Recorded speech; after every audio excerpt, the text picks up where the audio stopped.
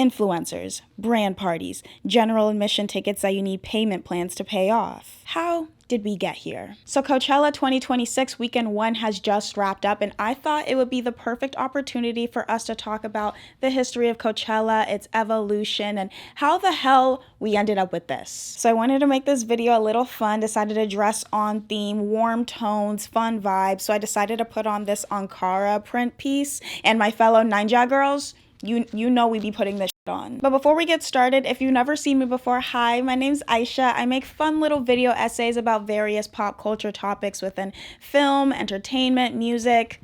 Kind of just depends on my mood that day. I want to thank you for joining us if this is your first time, and if you want to see more of me, definitely subscribe to my personal channel. I tend to post a little bit more frequently on there, and it's a lot of fun, so you should definitely go subscribe to that. Okay, so the Coachella Valley Music and Arts Festival. To understand how, wait a minute, where's my ring?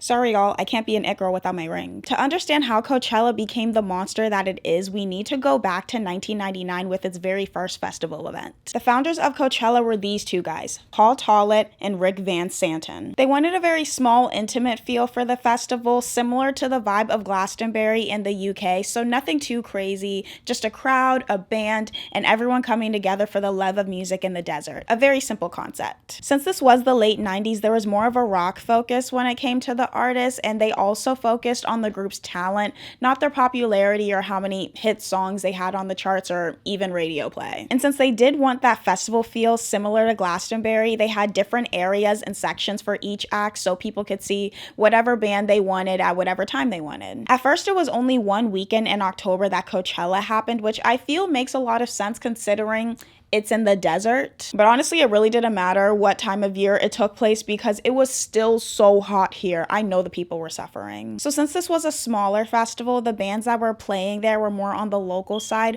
but with the help of the promoter Golden Voice, they were not only able to secure the grounds for the festival, they were also able to get some pretty big artists like Rage Against the Machine and Beck. All of this was really an experiment to see what the potential could be for Coachella, but no one was thinking it was gonna go crazy like that. Coachella was trying to do everything in its power to not be a disaster like Woodstock in 1999. At this point, there were no huge music festivals that really made culture except for Woodstock, but for all the wrong reasons. I'm gonna keep this pretty quick, but Woodstock was a music festival that happened in 1969, and it carried the essence of the 60s pretty well, you know, love, peace, and all that. And it was a really big success, so much that there were a couple of attempts to try to bring it back and revive that feeling. The revival didn't happen till 1980, but the one that everyone remembers is the one in 1999, which was actually the 30th anniversary of Woodstock, kind of for the next generation, but it was a complete train wreck. There were many instances of people rioting and crashing the gates, and even some sexual assaults that happened at the festival. And because it was in New York City in the summertime, it was really hot, and people had terrible sunburns and extreme dehydration. And the festival made this even worse by charging $4 per water bottle, even though they advertised the festival as having free water stations for the guests, but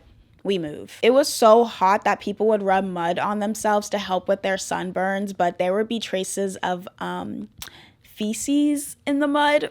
The porta potties were backing up, people were passing out, just terrible conditions all around. So with all of this in mind, Coachella had a complete guide on what not to do for their festival. Coachella knew that they wanted to be the anti-Woodstock and show that a music festival can happen without chaos, so they announced their event just a couple of days after Woodstock, which was just messy. The very first Coachella went on as a success, and it got some pretty good reviews and some news coverage too. What really helped the event be organized was the inspo from European festivals of having multiple stages or tents for each act, so people that were watching these acts go on didn't feel super congregated all in one place. And each tent was named after deserts like Sahara or Mojave to fit the whole out in the desert vibe. Coachella even went as far as to give guests free parking and free water bottles when they entered.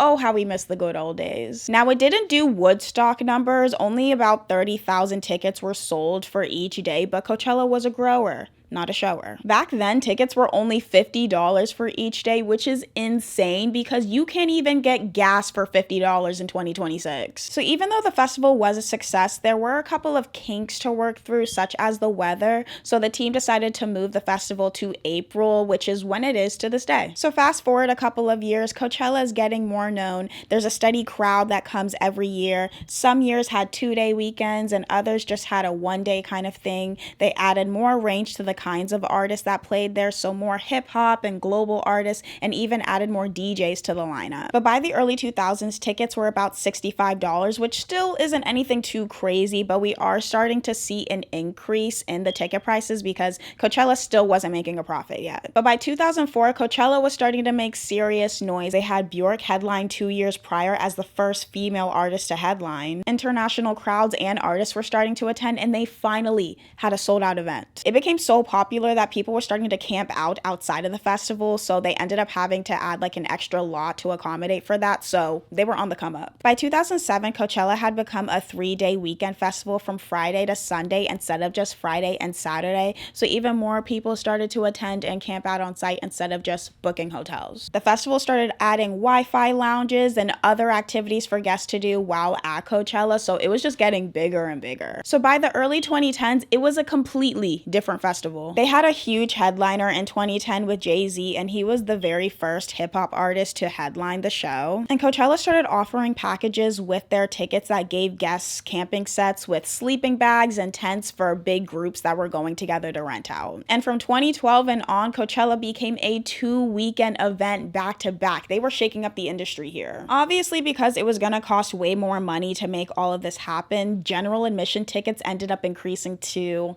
$285. And what's crazy is that we would kill for $285 for GA tickets now. I want y'all to keep in mind what life was like in 2012, Internet Central. They started posting on Instagram about their time at Coachella and how fun it was, giving people FOMO, and it made those people that were seeing these people at Coachella want to go to Coachella. And dare I say, this was genius. If you want to hear more about pop culture in the year 2012, definitely go check out my 2012 pop culture video. We talk all things 2012, music, fashion, just fun. So Coachella was now a festival that catered to all kinds of music and culture, and it was the place to be in April to show off your cute and out there outfits. So now we have to talk about Coachella fashion. This wouldn't be a Coachella video without talking about Coachella fashion because it became this huge phenomenon. The fashion that people wore to Coachella was eventually branded as festival fashion within of itself, and it would evolve so much from the early to late 2010s. With Tumblr and Instagram being the big social platforms at the time, it was critical to come to Coachella in a more grungy, laid-back look, so combat boots, black crop tops, denim shorts. Within the next couple of years, it evolved to a more faux hippie style, kind of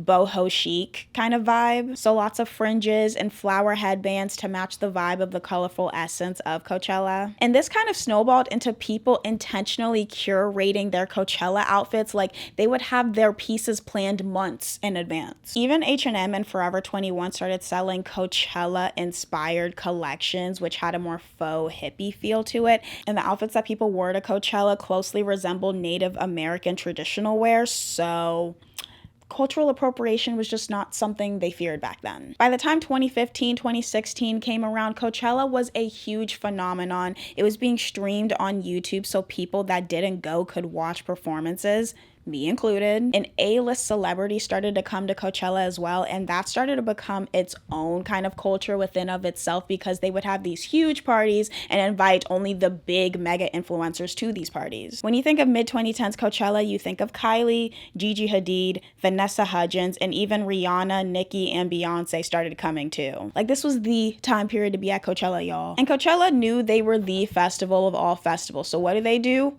Jack up the ticket prices to almost $500. I'm sorry, but I'm not paying $429 for GA tickets. Like, That's insanity. A big thing that changed the landscape of Coachella in terms of performance quality and the selection of headliners was 2018's Beychella. I could go on a very long tangent about the impact of this performance, but then this video would be 2 hours long, and I'm not gonna do that to y'all. Beyonce's 2018 performance forever changed the landscape of Coachella because there had never been a performance of this magnitude when it came to the stage design, choreography, and live experience. She was the very first Black woman to ever headline Coachella and used it to showcase an experience of Black culture at its finest. This is still the most iconic Coachella performance and one of the most iconic live performances of all time.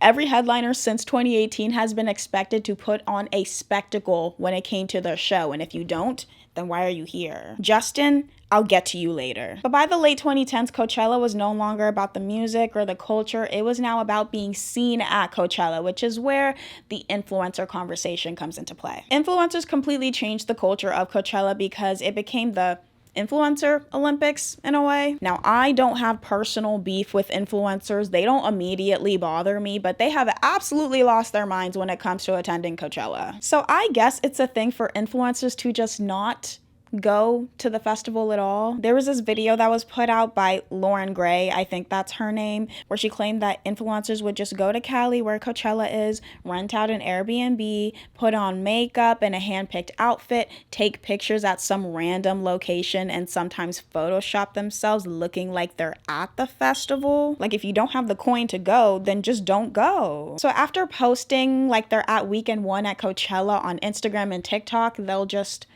go home? I'm not judging much, but y'all need help. So with the influx of influencers coming to Coachella, brands started popping up to sponsor those influencers to show up and shoot content for them. And they also started hosting pop-up events and parties to go on during the festival, which, why? These events would be for networking purposes for these creators and influencers, or for them to not be associated with the common folk that had those GA tickets. There are some influencers that won't go to Coachella at all. They'll just come to the Valley to attend these parties, which, if you like it, I love it. Coachella became one of the biggest events of the year, so much that issues started to come up with logistics and safety. The guests attending the festival had become way too much that people would be in their cars trying to get to the festival for over 12 hours with no food and no water. And lines for the porta potties would be so backed up that people started to go elsewhere. Staff that would be working at the festival have complained about not being fed while working in the hot sun, leading to some losing weight or even passing out from being overworked.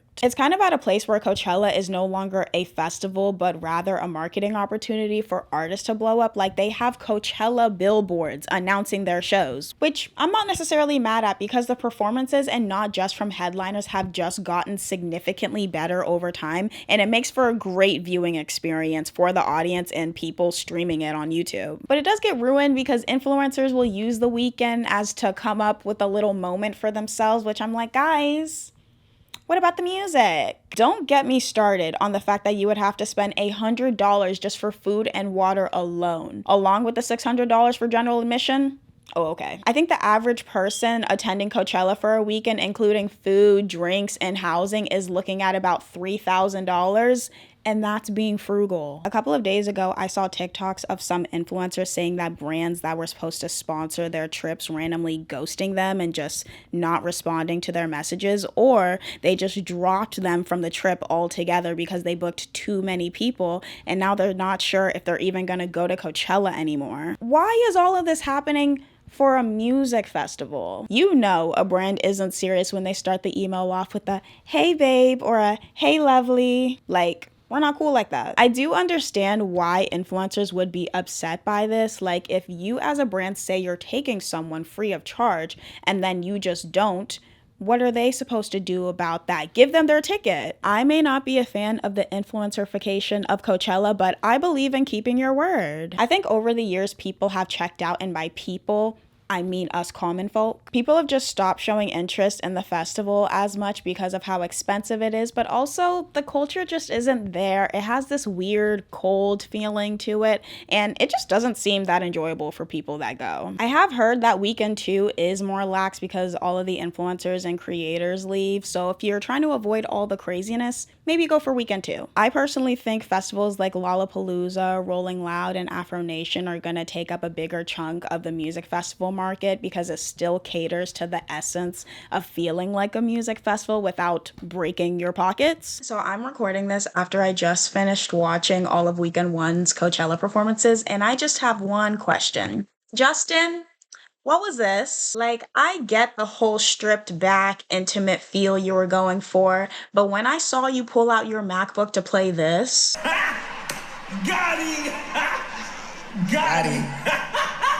this is when I thought, oh, he's not serious. So yeah, Coachella just seems like a cash grab to make a lot of money, or a trendy event to go to make content about, rather than a weekend to listen to some of your favorite artists. And it's really sad to see, considering what it was meant for in the first place. Now, would I like to experience Coachella for the one time if the lineup was good enough and never go back again? Of course. But someone else is going to have to pay for that because it's not going to be me. Anyways, that's all I have for you today. I know this was a bit of a short one, but I kind of just wanted to brain dump all of this, and this was the best way I could think of doing that. I want to thank you all so much for watching. I hope you liked the video, and if you want to see more of me, definitely subscribe to that personal channel. You'll have a good time over there too. If you're currently at Coachella, or you're going to Coachella, or you want to go to Coachella, I hope you have an amazing time. Don't let me deter you from going and having some fun, okay? Don't forget to like, comment, and subscribe. That really helps me out a lot. And yeah, I will see you all in the next one. Mwah.